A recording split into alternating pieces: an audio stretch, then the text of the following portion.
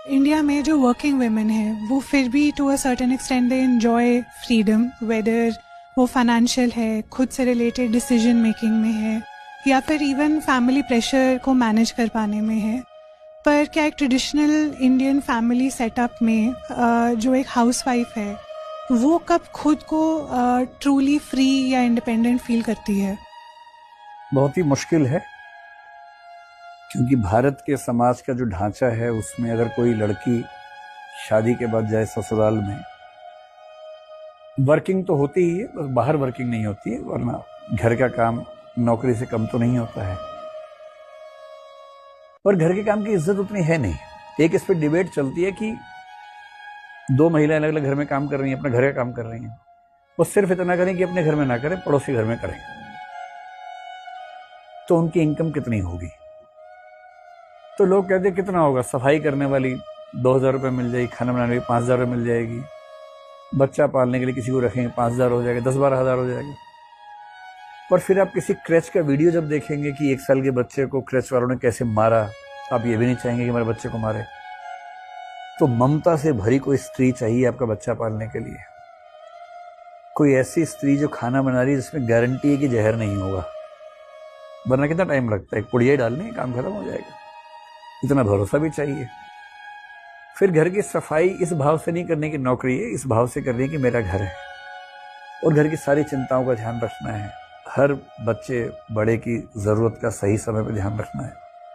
ईमानदारी से देखेंगे तो ये प्रोडक्टिविटी इतनी ज़्यादा है कि शायद वो एक अच्छे खासे मेल की सैलरी से ज़्यादा ही निकलेगी, अगर आप इसकी इंटेंसिटी के साथ इसको काउंट करेंगे। केवल इस टर्म में नहीं कि कोई काम करने वाली कितने में मिल जाती है, उस तरीके से नहीं।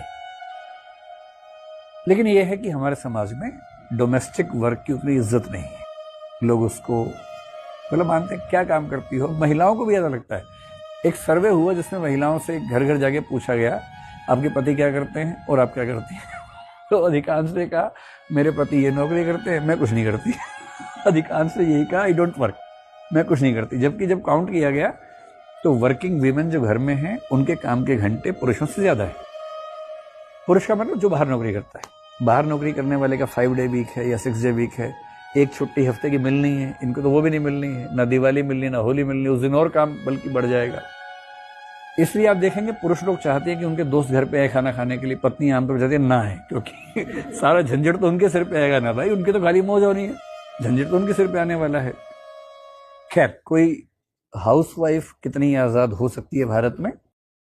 अगर उसके ससुराल के लोग बहुत समझदार हैं, संजीदा हैं, अगर उनकी भी 1-2 बेटियां कहीं गई हुई हैं शादी करके और उनको एहसास है कि आज़ादी 2 तरफा मामला है, तो शायद उस घर में आज़ादी ठीक ठाक हो।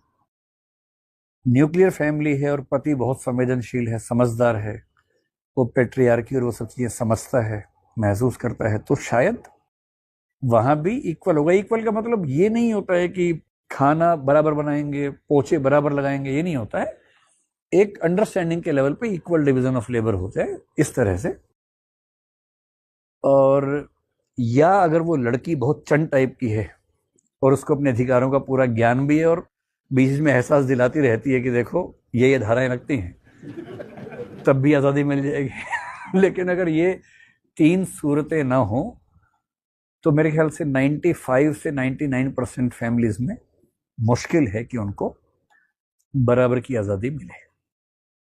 कुछ केसेस में इसका रिवर्स भी होता है, मिसयूज भी होता है, क्योंकि ऐसे कई कानून तो हैं सपोर्ट करने वाले, और ऐसे केसेस भी कम नहीं है नंबर्स में देखें अगर कोर्ट्स में, जहां कुछ विवाहित महिलाओं ने उन कानूनों का दुरुपयोग किया, अपने पति, सास ससुर और रिश्तेदारों के खिलाफ किया, जिसपे सुप्रीम कोर्ट ने हाल ही में कह दिया कि 2 महीने तक आप सेक्शन 498 के तहत गिरफ्तारी नहीं कर सकते हैं।